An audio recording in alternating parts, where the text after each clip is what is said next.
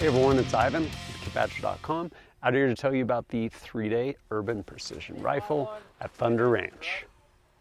Taking a quick step back, one thing I do appreciate is how formative Clint Smith has been with respect to carbines, to include urban carbine. Prior to him, like, rifles were used at rifle distances, like traditional rifle distances, 200, 300, 500 yards. And Clint's like, oh yeah, or we could use it from like 5 yards on out, and kind of pioneered that. So while he does a bunch of urban rifle classes at Thunder Ranch, he has a urban precision rifle. And so, well, in his words, all shooting is precision shooting, but some of it is surgical. And that kind of encapsulates what this class was. So I had the good fortune to go down there and, like all the classes, start in the classroom with Clint Smith. Yeah, this is urban precision rifle. So the variable in this is most people who take a rifle class, they'll take it with an AR. They kind of are in what I call a mental machine gun mode. In other words, pa, pa, pa, pa, pa, pa, pa, pa. This one I want you to slow down, and I'd like for you to think before you press the trigger on each round, you know, what's going to be the end result for this. Don't just look at it. With ammunition, at least $1 a round, if not $2, okay? Why would I hose 25 rounds into the berm just to see, you know, like, good? Okay, so like, make the rounds count, and then we'll help you with that. This is a little slower. Those of you who have done urban rifle know that's more of what I would call is the run and gun, sort of 3-gun-ish like rodeo that sometimes goes along with gunfire in a fight. But there's subtle tactical nuances like use better cover, don't get shot, and things like that. But no, I don't get too carried away. But this is the urban. So all shooting is precision. Some shooting is surgical. We, you, I, us, are addressing the surgical application. Okay? And remember, surgical doesn't mean 200 yards away trying to shoot a guy in his right eye. In my mind's eye, a surgical shot would be when you open the bedroom door and someone's holding your loved one hostage, and now you have the distance from me to the light switch. And you need to not forget the offset on your AR. Okay, so you put a canoe rack in your loved one's forehead. It makes it look like someone drove a boat through their face. Okay? And you got to do all that while you're on your feet, probably in low altitude feeling light, with a 60% potential there'll be more than one bad guy, and 60% potential that the light is going to be different. Do me a favor. After the first half of that day, basically a lecture block down in the classroom, ended up going up to the range and got started with Jack, their lead instructor, and going over obviously some safety stuff, and then getting into zeroing. Initially starting at about 25 yards, again, just making sure everyone had a zero, was going to be on paper, then walking back to 50, and finally moving all the way back to 100 yards. And with that, looking at where those groups were printing, and also kind of talking over like, hey, like, what is your zero? Not like, hey, you should have this zero, but if you do have a zero, like, know what it is and why you have that zero. And so from there though, just kind of continue doing a little bit of shooting. Initially starting with some up drills and just kind of working that offset at those various distances. From there, we also got into some targeting, whether it's shooting into the head or different parts of the head. Again, refining that sight picture, just lower probability shots, or shooting into the pelvis. Because why? When things are moving, pelvis moves less than any other part of the body. And the way they actually have targets set up to move does an amazing job illustrating that. But yeah, just kind of rounded out that day one with shooting up there on the range. Day two started with basically some positional work, whether it was different flavors of kneeling or sitting for that matter, and kind of pros and cons of those different ones, to include some stuff where you actually use a strap, which if you're going to be sitting for a long time, or if you just need to make a really stable position for that matter, really lends itself to that. Basically some tubular nylon. And with those, kind of the chance to play around with them and just see kind of what kind of groups you could get with them. And from that, the takeaway being like, hey, like, I know time and opportunity, I can get into this position or I can get into this, but hey, which one is going to be more stable for me? And just kind of learning through that. And as I mentioned, shooting to the pelvis in day one, Couple reasons. One, it might be the target that actually presents itself because of the structural target, something like that. Or maybe they're wearing armor or they're moving. And so when targets move, whether like generally laterally, stuff like that, or in any direction for that matter, the pelvis tends to be a lot more stable than the thoracic cavity, which itself is even more stable than the head. And the way they have their moving targets set up, like, does an amazing job illustrating this, and definitely makes you appreciate it, getting to work through those moving targets.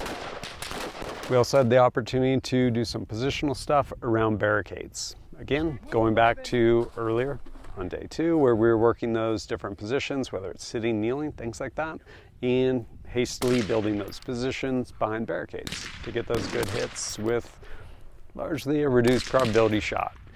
And from there, ended up getting to go do something pretty cool, shooting through loopholes up in the building in the Terminator.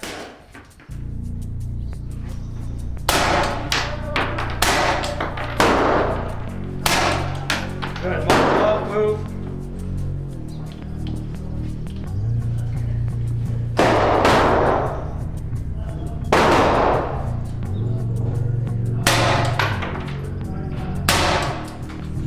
Good.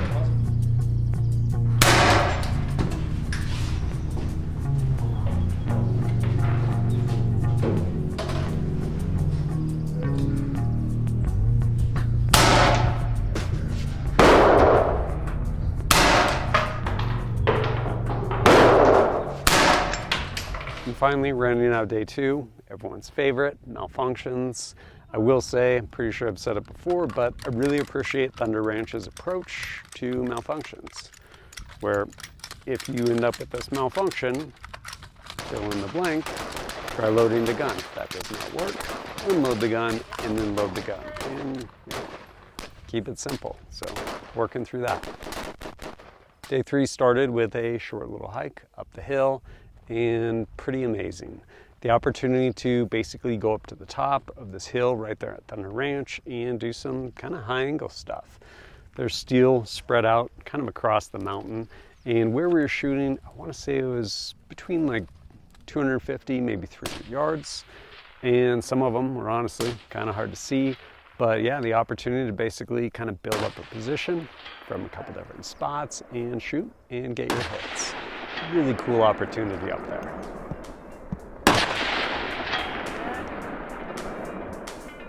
Hit. Hit. Hit. You're keeping the tree up too. That's awesome. Hit. Hit. Almost boring.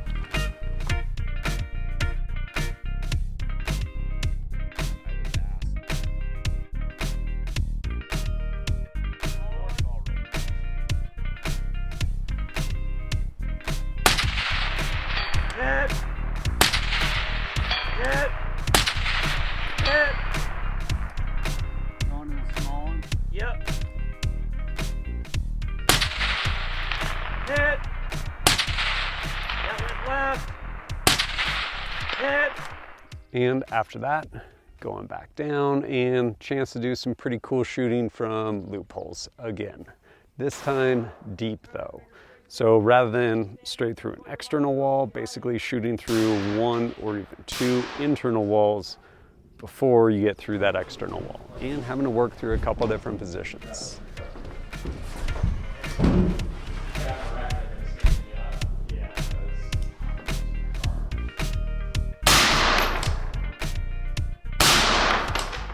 Also, something pretty cool that I don't remember ever having the opportunity to do was the Heidi drill, I believe it was called, where you basically have a pile of ammo and your gun is up in front of you.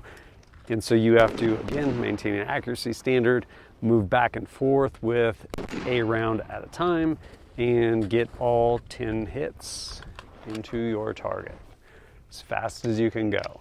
Pretty fun little drill. And then later, on day 3, we ended up going out to the Brown Range. Opportunity to shoot out kind of as far as we could, keeping in mind limitations of the ammo. So we're shooting frangible ammo. I was shooting ammo from Centerfire and with an S and the stuff does pretty good, but the wheels kind of fall off like past 300 yards.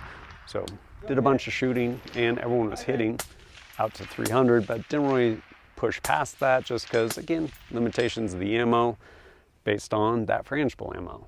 But we did get to actually go and shoot the Punisher, which is a ton of fun, getting to basically work through those different ports, and then also eventually just kind of adding layers of complexity and getting to run it with other people too.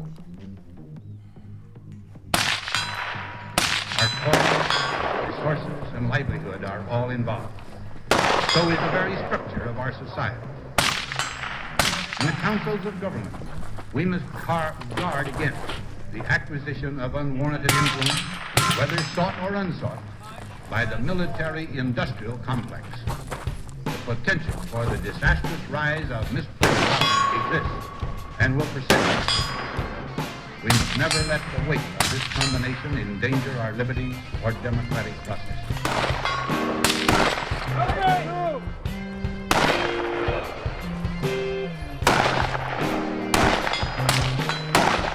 Back, go!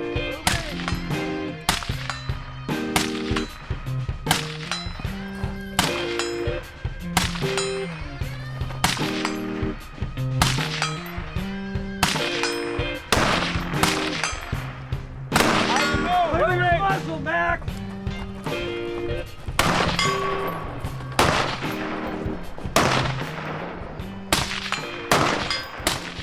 And then a little bit more shooting there on Brown Range before finally going back down to the classroom and wrapping up with certificates and pins. Overall, it was a really cool class. One, just kind of the curriculum. So, hey, you have a low power variable, it's on your gun. Like, it's magic now. No, like, there's some nuance to it. And being able to have also beyond curriculum, but just the place, Thunder Ranch. Like, there's such incredible stuff you can do there, whether it's shooting loopholes or a little bit of high angle stuff, or even going out to Brown Range, like running the Punisher.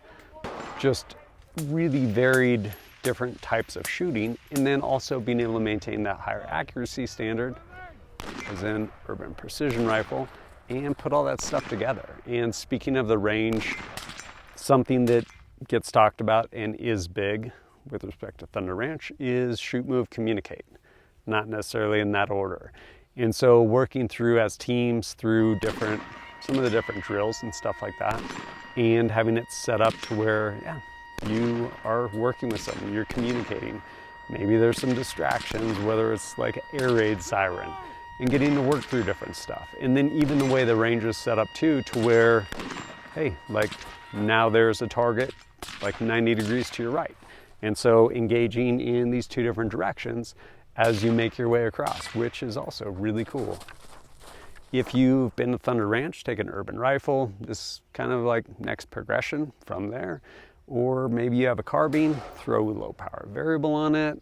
Like, good place to shake it out and see how it does, and see how you do as well. But good time down there. And last but not least, if you appreciate my content and want to support it, greatly appreciate it. Whether it's liking and sharing videos or going over to kitbadger.com, picking up stickers, KBAT target pads, things like that, or supporting me directly, either through Patreon or Utreon. And if you have questions for me, happy to answer them over on Patreon, where we have active Discord. But as always, thanks for joining us at kitbadger.com. Look forward to seeing you next time.